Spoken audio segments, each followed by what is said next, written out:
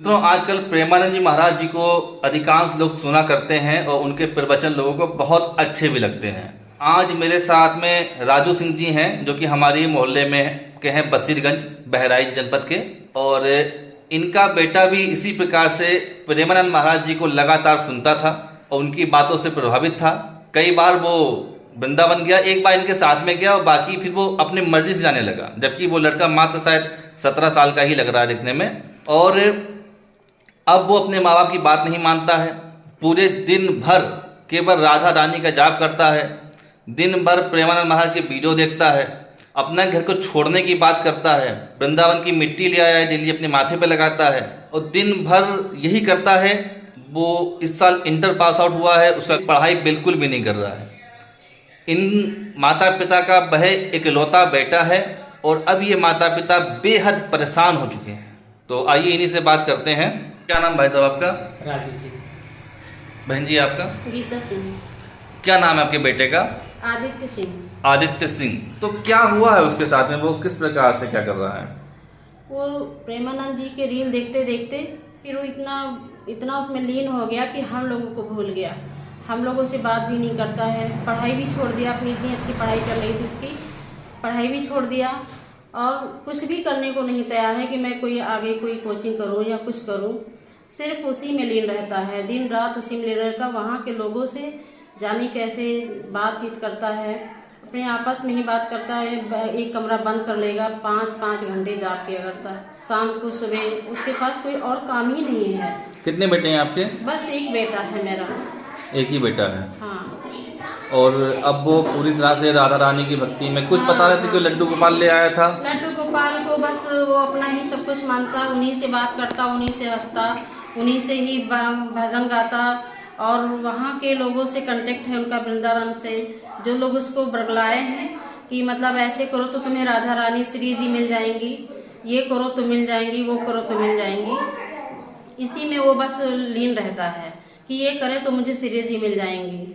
आप बता रहे थे कि आपने इन सब चीज़ों से परेशान हो गए, घर की मूर्तियों को भी सब हटा दिया। हमने अपने घर की एक एक मूर्ति हटा दी है, सब कुछ हटा दिया था।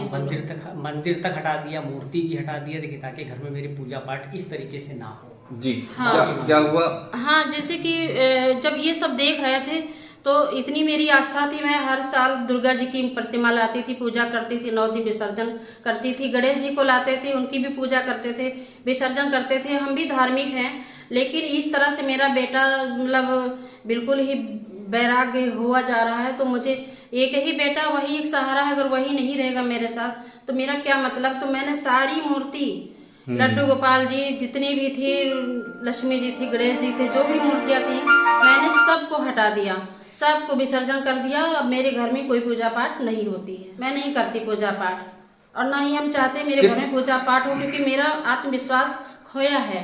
क्योंकि मेरा बेटा मेरे में नहीं है, मुझे मानता नहीं, मुझे मम्मी नहीं कहता है, इनको पापा नहीं कहता है, सिर्फ बस उसी में लीन रहता है। कितने दिन से ये सब चल रहा है? ये तो 1 साल हो गया है। कितने साल का लड़का है ये? 17 साल का बेटा है मेरा। और किस क्लास में पढ़ रहा है इस समय? इस समय अब इंटर पास हुआ था, तो मैंने बहुत उससे मतलब कह जबरदस्ती मैंने एक एडमिशन कराया। उसने कहा कि मैं कॉलेज नहीं जाऊंगा। तब मैंने ऐसे कॉलेज में नाम लिखाया कि जहाँ उसको जाना ना पड़े, बस पेपर देने जाना पड़े। मजबूरी में, ये मजबूरी है मेरी, व्यथा है मेरा दर्द है कि हमारा बेटा कॉलेज नहीं जाता है। पढ़ाई करता है? पढ़ाई नहीं करता है, कुछ भी नहीं करता है, दिन भर जब करता रहता है। बस उसी में लीन रहता है। किसी दोस्त से नहीं मिलता है, किसी का कॉल आता है नहीं मिलता है। उसकी एक दीदी है, उसका कॉल आता है, उससे नहीं बात करता, किसी से भी कोई बात नहीं करता है, बस उसी में लीन रहता है। क्या कहना चाहेंगे जो प्रेमानंद महाराज जी को सुनते हैं, देखते हैं? हमें कहना चाहते हैं कि प्रेमानंद महाराज जी जो छोटे छोटे बच्चे हैं उनको सही रास्ता, सही दिशा दिखाएं कि बच्चा अपने माँ बाप से दूर ना हो, अपना घर देखे, अपने बारे में सोचे, अपने पैर पे खड़ा हो, पढ़ लिख के इस देश का भविष्य बने। मैं ये चाहती हूँ प्रेमानंद जी के जो भी वचन हैं, जो भी बातें हैं, वो सुन के वो अपने घर से, अपने माँ बाप से दूर न जाए। मैं ये चाहती हूँ। क्या समाधान लग रहा है आपको उन चीज़ों का? समाधान क्या हम बताइए, समाधान हम लोग बहुत समझाते हैं, लेकिन उसके समझ में कुछ आते नहीं बच्चे के हैं। हम लोग चाहते सुधर जाए, अपने माँ बाप का हम लोग पे ख्याल रखे, पढ़ाई लिखाई करे, अपने आगे का भविष्य देखे कुछ। लेकिन कोई मतलब ही नहीं है कुछ चीज़ से मतलब हम लोग बात जी तो बताइए, क्या करते कहना हैं। चाहेंगे आप कुछ? हम यही कहना चाहते हैं कि मेरा बेटा इस हमारे घर में हंसी खुशी से रहे जैसे पहले रहता था, जैसे हमारी बात भी मानता था, स्कूल भी जाता था, पढ़ने जाता था, हंसता बोलता था, क्रिकेट खेलने जाता था। कुछ भी अब नहीं कर रहा है वो, ना ही वो किसी से कोई मतलब रखना चाहता। अगर हम अच्छा, पहले बिल्कुल नॉर्मल था एकदम? नॉर्मल था। अगर मेरे चेहरे पे खुशी नहीं रहती थी तो मम्मी क्या हुआ, मम्मी बताओ क्या हुआ, क्यों तुम इतना उदास हो। अब अगर हम बीमार हैं, पड़े हैं, फिर भी मेरे बारे में या हमसे कुछ पूछता नहीं कि मम्मी तुम्हें क्या हो गया। हम ऐसे पहले नहीं थे जैसे इस समय हैं। हम भी एक नॉर्मल इंसान गृहिणी थे, खुश थे, लेकिन अब मेरी ज़िंदगी में कोई खुशी नहीं बची है क्योंकि मेरा बेटा हमसे दूर हो रहा है। और किस प्रकार की वो एक्टिविटीज़ करता था? ये पहले तो वो मंदिर में पूजा करता था, मेरा मंदिर है इतनी बड़ी, उसमें पूजा करता था। फिर बाद में जब उसको ये लगा कि सब लोग देखते हैं हमको पूजा करते समय हुए, तो इसने ये वाला रूम ले लिया पूरा। अच्छा, ये वाला पूरा कमरा हाँ, ये उसने? पूरा रूम ले लिया और इसकी देखिए पेंटिंग उसी ने किया है। अच्छा अच्छा। हाँ, ये पेंटिंग उसी ने किया है। और इस रूम में हम लोग को घुसने नहीं देता था वो। अच्छा। आ नहीं सकते थे इस रूम में। हाँ, इतना हम लोगों को करता था कि नहीं इस कमरे में नहीं जाना है, आने नहीं देता था इस रूम में। ये पेंटिंग उसी ने ही की है। और एक बार उसको हम लोग पकड़ के लाए हैं रेलवे स्टेशन ऐशबाग से। घर से लड्डू गोपाल जी की मूर्ति लिया और घर से भाग गया। जब हम लोग सुने कि ये क्या हुआ, कैसे क्या, तो दुनिया भर में दौड़ते भागते तो ये को मेरी एक बहन सुनीता है, सरोज है वहाँ पे बहन हुई, उन लोगों ने वहाँ जाके इसको ऐशबाग में पकड़ा और मेरी रोते रोते मेरी आंखें तक खराब हो गई हैं। लेकिन मेरा बेटे पे ऐसा नहीं होता है। अच्छा, इस कमरे को पूरा उसने जो है सजा धजा करके इसमें लड्डू गोपाल वगैरह सजा रखे थे? इसी कमरे में रखता था, इसको इसी ने पेंट किया है पूरा। हम लोग इसको हटाया, हाँ। लड्डू पूरा ये लड्डू गोपाल का कमरा बना दिया था उसने, हाँ। राधा रानी का लड्डू गोपाल। हाँ, तब फिर हम लोग हटाए। फिर तब सब मजबूरी में हटाए कि किसी तरह से जब कोई सामने नहीं रहेगा तो क्या पता मेरा बेटा सुधर जाए या सही हो जाए, दिमाग से सोचे कि हाँ मेरे मम्मी पापा भी हैं मेरी जिंदगी में। अभी जब मैं इस परिवार से मिला, मैंने उस बेटे को बुलाया, पहले इनकी समस्याओं को सुना, उस बेटे को बुलाया, आदित्य उसका नाम है, उससे मैंने बात करनी चाही।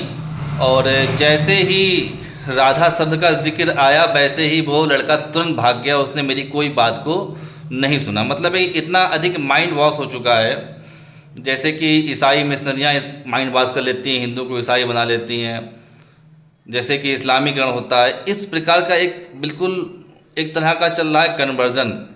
जैसे कि हिंदुओं को आजकल सबके एक ही घर में बेटे होते हैं, एक ही दो बच्चे होते हैं, उन बच्चों को भी यदि आप अपने माता पिता से दूर कर देंगे तो फिर वे लोग कहाँ जाएंगे, वे माता पिता कहाँ जाएंगे, क्या करेंगे, कैसे जिएंगे? तो सबकी ज़िंदगी बर्बाद हो रही है इस प्रकार से। और ये सच्चाई है, कोई भी व्यक्ति पूरी महाभारत को पढ़ ले, पूरी भगवत पुराण को पढ़ ले, कहीं पर भी कोई राधा का जिक्र नहीं आएगा। कोई राधा नहीं है, श्री कृष्ण के जीवन में कोई राधा नहीं थी। श्री कृष्ण भगवान की केवल एक ही पत्नी थी, माता रुक्मणी। रुक्मणी के अलावा उनका किसी भी अन्य स्त्री से कोई संबंध नहीं था। पर चूंकि इन पुजारियों को रास रचाना है, इन्हें रास रचाना है कुछ महिलाओं के साथ में, तो श्री कृष्ण को बदनाम कर दिया। इन्हें भांग खानी है तो शिव जी को बदनाम कर दिया। तो इस प्रकार से समाज चल रहा है। और ये खुद तो ये लोग मर्सरीज से घूमते हैं, जो बाबा बने हैं, चाहे प्रेमानंद महाराज हुए, जो भी हो, खुद तो मर्सरीज 4-4 मर्सरीज से घूमते हैं और 20-20 बुलेट इनके पीछे चलती हैं इनके चेलों की। और यहाँ ऐसे भोले भाले परिवार, इनकी ज़िंदगी बर्बाद होती है, इनका घर बर्बाद होता है, इनके बच्चे इनसे छूट जाते हैं। तो ये देखना होगा, समझना होगा। आप लोग भी इन चीज़ों का ध्यान दें। और धर्म बिल्कुल भी इस प्रकार से नहीं है जैसा कि पेश किया जा रहा है। धर्म तो वो है जो हम अपने कर्तव्यों को करें, अपने सभी पवित्र कर्तव्यों को निभाएं, वही धर्म है।